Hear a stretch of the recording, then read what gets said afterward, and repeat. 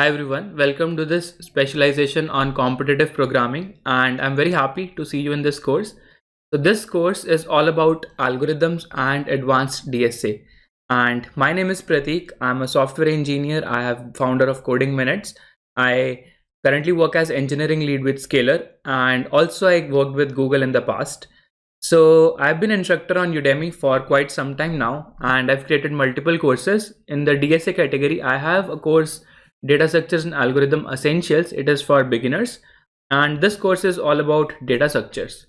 Then I created a course, Level Up course, that is on DSA, but it is focused for coding interviews. And this course is an advanced course, and it is focused on competitive programming concepts which are slightly advanced, like mathematics, number theory, segment trees, game theory, and you will get to learn about those topics as you go through the course curriculum. Okay, so in the past I have created several top rated online courses. I have taught over 1 lakh students, and many of my students are working in top product companies as a software engineer. So what to expect after this course? So you will master the popular techniques in algorithms and competitive programming, and you will get more comfortable while writing code and thinking of optimizations when you're doing problems on platforms like Codeforces, or if you're appearing for competitions like ACM-ICPC, Google Kickstart, Facebook Hacker Cup, and so on. Okay, and you will become also more confident while facing interviews, and this will also help you to become a great software engineer as well. Okay, so competitive programming is all about sharpening your skills. So if you are a beginner or an intermediate level DSA coder, then this course is definitely enhance your skills to the advanced level. So what are the prerequisites for this course? I expect that you are comfortable while writing code with any programming language like a C++ or Java or Python. For this course, I would be using C++ for writing the code. And another thing that you should be knowing is data structures. Okay, for example, what is a linked list? What is a hash table? What is a heap? So all those things are expected from you. And what we have done is we have divided this course into 10 modules. Each module has 4 to 5 sections. And these are the 10 modules that we have in this course. Basics, in that we give you a quick recap of data structures, space-time complexity. Then we have a module on mathematics.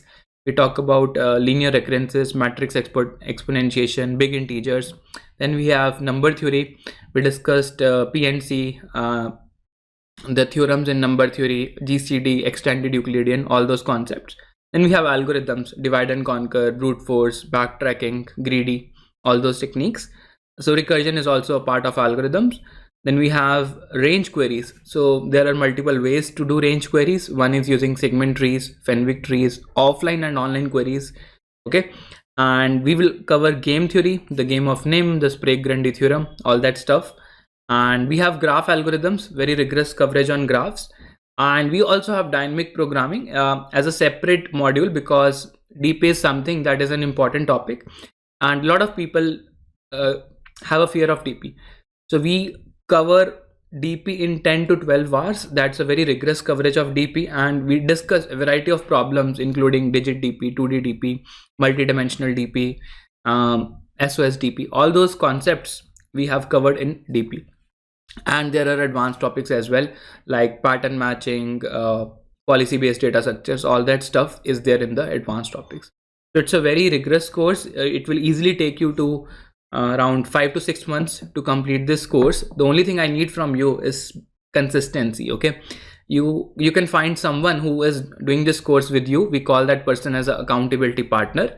So pair it up with someone, so that you don't lose your track of doing questions from this course or watching videos, practicing on regular basis. Okay, it's very important you remain consistent through 6 to 8 months, whatever it takes you to complete this course, depending upon your time schedule. But completing the course is really important if you want to master all the concepts. Okay, so let us talk a little bit about course logistics. So in the course, each section you have concept videos, you have coding videos in which I'm writing the code. I give you the code in the form of a code repository. There is a QA section in which I have teaching assistants who are going to answer your doubts related to some of the concepts or some of the problems you might be facing. So you get a TA support, and there is a community support. You can join the Discord server to interact with other people who are doing this course, and you can also make your notes using the Udemy platform. Okay, so on Udemy there is an option to create notes, and that note would be saved at a given time step in that particular video. And there are practice coding exercises, really very important.